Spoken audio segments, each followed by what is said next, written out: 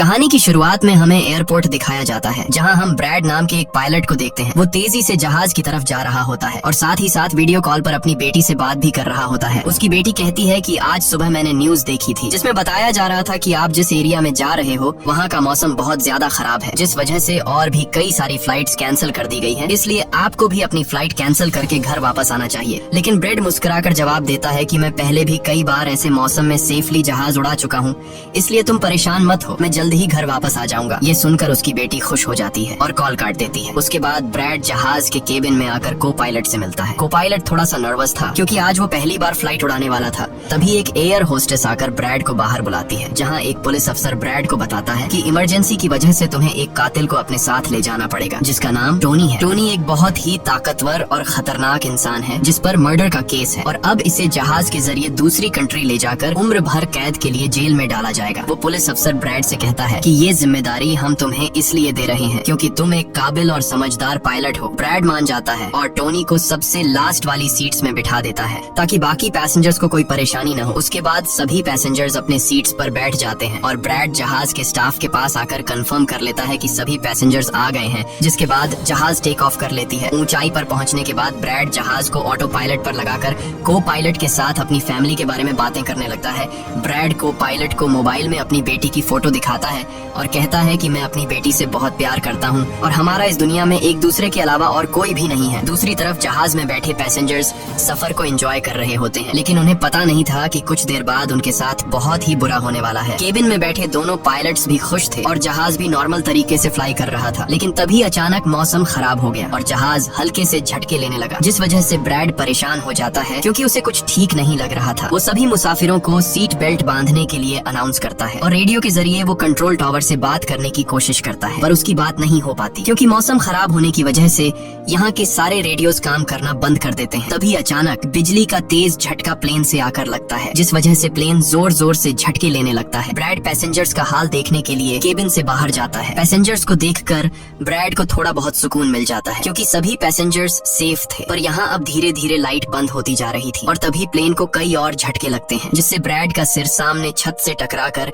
नीचे गिर जाता है और उसके माथे पर चोट लग जाती है। इस सूरत हाल को देखते हुए सभी पैसेंजर्स की हालत खराब होने लगी थी। ब्रैड जल्दी से वापस केबिन में आकर अपने साथी के साथ मिलकर प्लेन को संभालने में लग जाता है। ये उनके लिए काफी मुश्किल टाइम था। मौसम खराब होने की वजह से उन्हें आगे कुछ भी नहीं दिखाई दे रहा था। ब्रैड कहता है कि हमें प्लेन को नीचे लाना होगा क्योंकि अगर प्लेन को एक और झटका लगा तो प्लेन तबाह हो सकता है। ये लोग फौरन जहाज का अल्टीट्यूड कम करने लगते हैं और जहाज तेजी से नीचे की तरफ जाने लगता है। जहाज के अंदर मौजूद पैसेंजर्स काफी ज्यादा डरे हुए थे। तभी क्रिमिनल टोनी के साथ जो पुलिस अफसर आया होता है, उसके हाथ से मोबाइल छूट जाता है। वो अपने मोबाइल फोन को उठाने के लिए अपना सीट बेल्ट खोल लेता है, जिसकी मदद करने के लिए एक एयर होस्टेस भी अपना सीट बेल्ट खोल कर आगे आती है।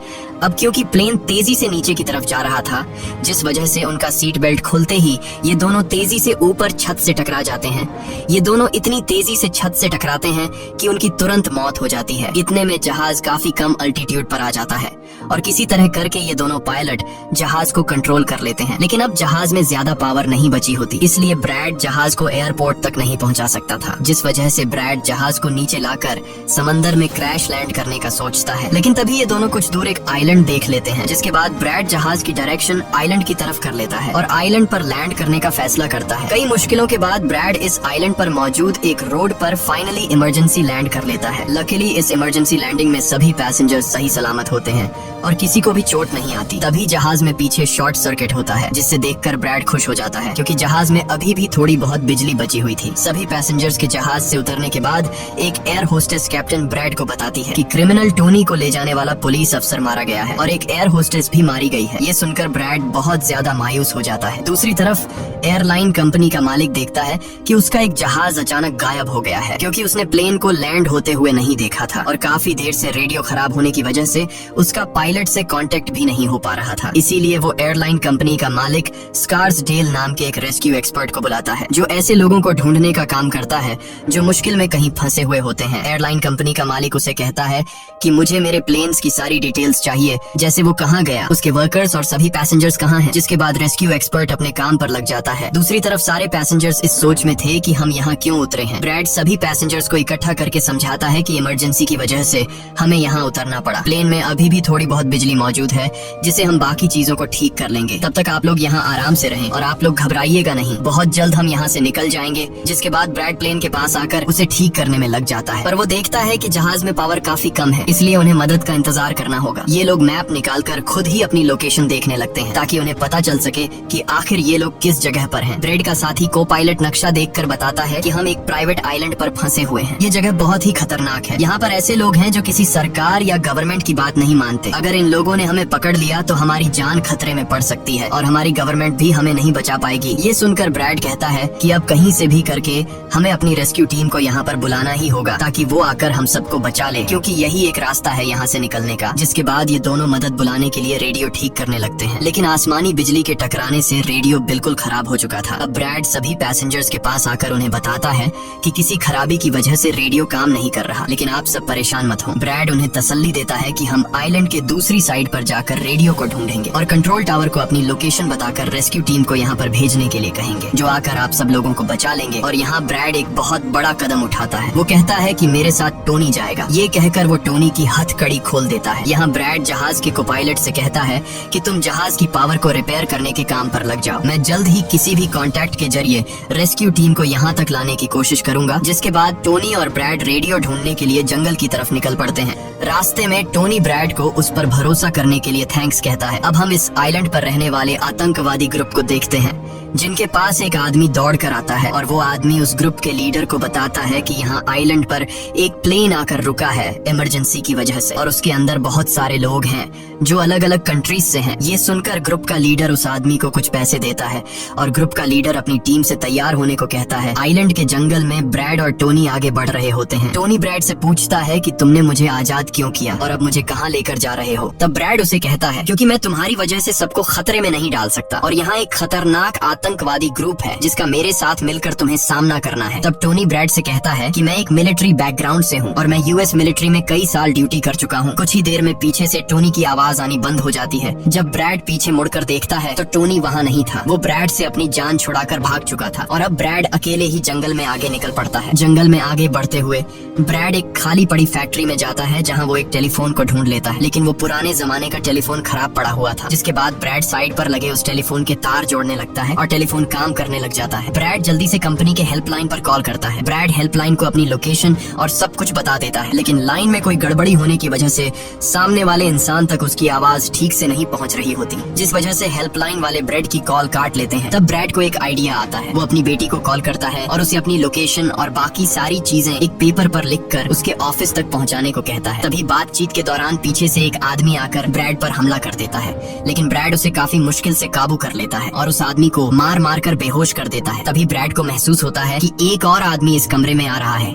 इसीलिए जल्दी से वो छिप जाता है। पर वो आदमी कोई और नहीं बल्कि टोनी था, जिसने बहुत सारे गुंडों को मारकर उनके हथियार ले लिए थे। और वो ब्रैड को आवाज देता है कि डरो मत, बाहर निकलो। फिर जब ब्रैड सामने आता है तो टोनी ब्रैड को एक बंदूक पकड़ा देता है उसकी हिफाजत के लिए। उसके बाद ये दोनों जब फैक्ट्री के नीचे वाले फ्लोर में आते हैं तो यहाँ उन्हें एक कैमरा मिलता है, कैमरा की रिकॉर्डिंग और वहाँ पड़े पासपोर्ट से इन्हें पता चलता है कि इस आइलैंड पर रहने वाले आतंकवादी लोगों को किडनैप करके उनकी फैमिली से काफी बड़ी रकम की डिमांड करते हैं। और जब किडनैप किए हुए बंदे की फैमिली की तरफ से उन्हें पैसे मिल भी जाते हैं तब भी ये लोग उसे छोड़ने के बजाय मार देते हैं। ये देखकर ब्रैड समझ जाता है कि हमारे पैसेंजर्स भी खतरे में हैं। जिसके बाद ये दोनों बाहर निकलते हैं और सामने उन्हें एक गाड़ी दिखाई देती है। ये गाड़ी उस आतंकवादी की थी जो कुछ देर पहले ब्रैड के हाथों मारा गया। अब ये दोनों बाहर खड़ी गाड़ी में बैठ जाते हैं और अपने पैसेंजर्स की तरफ जाने लगते हैं। उधर सभी पैसेंजर्स ब्रैड के इंतजार में बैठे हुए होते हैं कि ब्रैड जल्द ही उनके लिए मदद लेकर आ जाएगा। तभी उन्हें किसी गाड़ी की आवाज आती है। गाड़ी की आवाज सुनकर ये लोग खुश हो जाते हैं और ये लोग समझ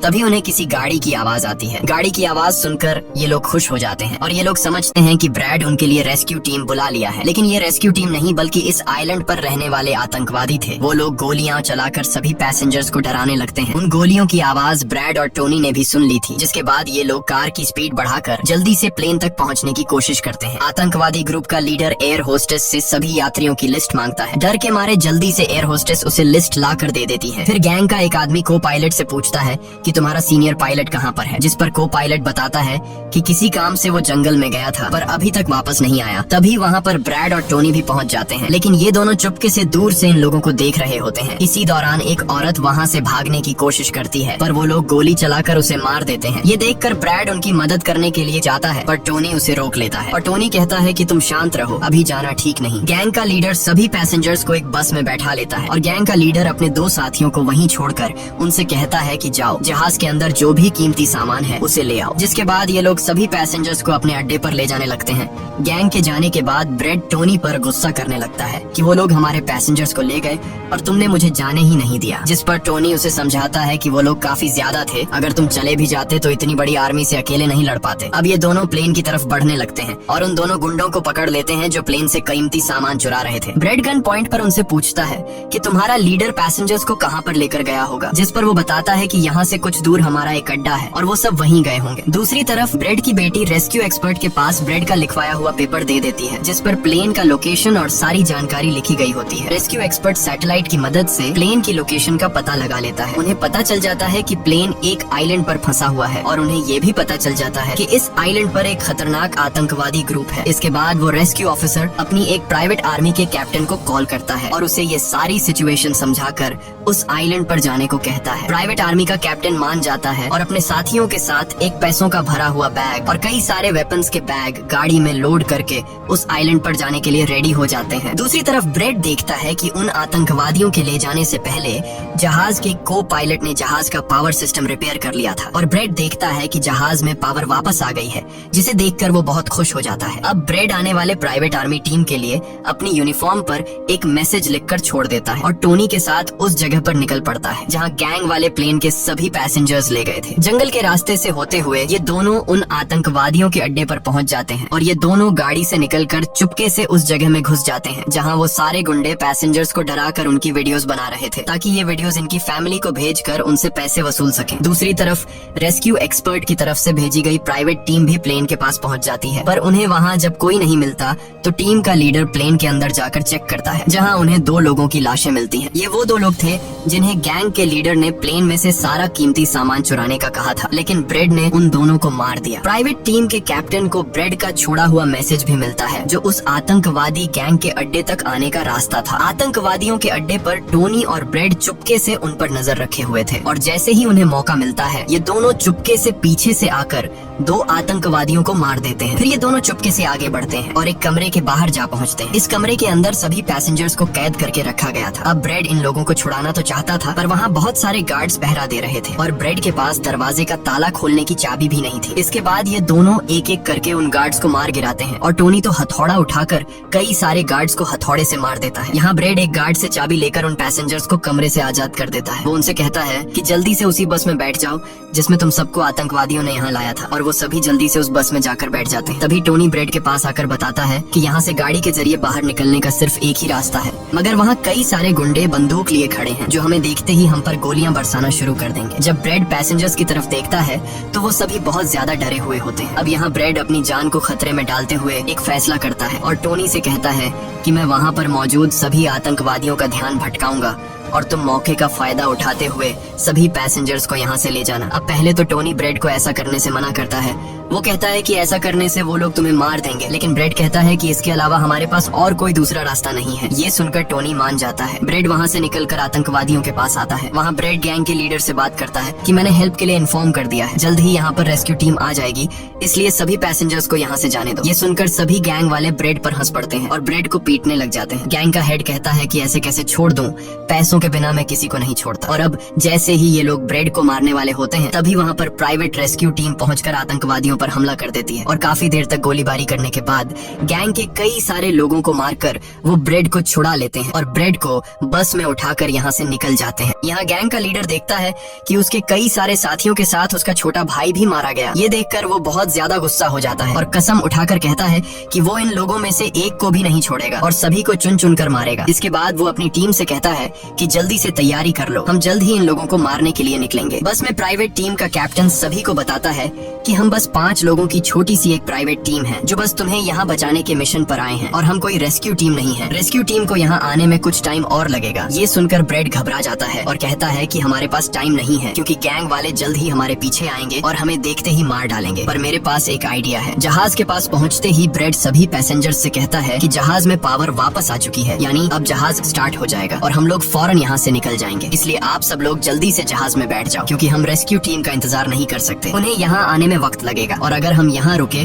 तो उन आतंकवादियों के हाथों मारे जाएंगे। ये सुनकर सारे लोग प्लेन में बैठ जाते हैं जबकि ब्रेड प्लेन की तमाम चेकिंग करने में लग जाता है और प्राइवेट टीम के लोग पहले से आने वाले खतरे के लिए तैयार बैठ जाते हैं। तभी अचानक वो आतंकवादी ग्रुप आकर उन पर हमला कर देता है, जिन्हें देखकर प्राइवेट टीम उन्हें रोकने में लग जाती है और यहाँ दोनों तरफ से काफी गोलीबारी होती है। पर इस प्राइवेट टीम के पास काफी अच्छी गन्स थी जिस वजह से वो बहुत सारे गुंडों को मार देते हैं। ब्रेड जल्दी से प्राइवेट टीम के लीडर को बताता है कि मैं अगले 5 मिनट बाद जहाज को स्टार्ट करने वाला हूँ और तुम सब भी जल्दी से जहाज में चढ़ जाना। इसके बाद ब्रेड टोनी के पास जाता है और उसका शुक्रिया अदा करता है कि तुमने मेरे इतने मुश्किल वक्त में साथ दिया। ब्रेड खुद को गोलियों से बचाते हुए अंदर जहाज में आकर अपने केबिन में बैठ जाता है और अपने साथी को पायलट के साथ मिलकर प्लेन को स्टार्ट करने में लग जाता है। उधर टोनी के पास गोलियां खत्म हो जाती हैं और जब वो बुलेट्स ढूंढने के लिए प्राइवेट टीम का बैग चेक करता है तो उसे वहाँ पैसों से भरा हुआ एक बैग मिलता है। लेकिन इस वक्त टोनी पैसों को छोड़कर दूसरी बैग से गोलियां निकालकर दोबारा आतंकवादियों से लड़ने लगता है। यहाँ तब तक ब्रेड भी प्लेन को राइट साइड पर घुमा देता है। अब प्राइवेट टीम के सोल्जर्स भी एक एक करके जहाज में चढ़ने लगते हैं और टोनी उन्हें कवर फायर देता है। पावर आने की वजह से रेडियो भी काम करने लग जाता है। अब ब्रेड को प्लेन कंपनी का मालिक बताता है कि मैं तुम्हें कोई सुरक्षित जगह बता दूंगा